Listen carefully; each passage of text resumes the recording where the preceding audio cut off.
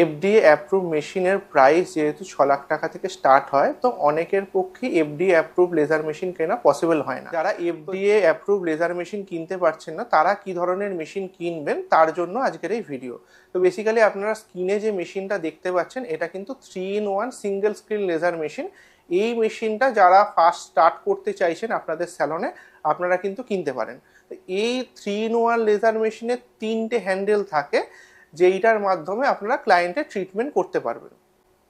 3-in-1 laser মেশিনে 2 টাইপসের laser থাকে। একটা এনডিআর লেজার, যেটার মাধ্যমে কার্বন ফেশিয়াল হাইপার পিগমেন্টেশনের ট্রিটমেন্ট করতে পারবেন এবং তার সঙ্গে ট্যাটু রিমুভাল হয়।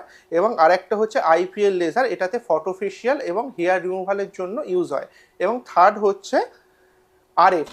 আরএফ এর মাধ্যমে anti ageing treatment, wrinkle reduction treatment, skin tightening, body tightening এবং স্কিন রিজুভিনেশন ট্রিটমেন্ট করা যায়।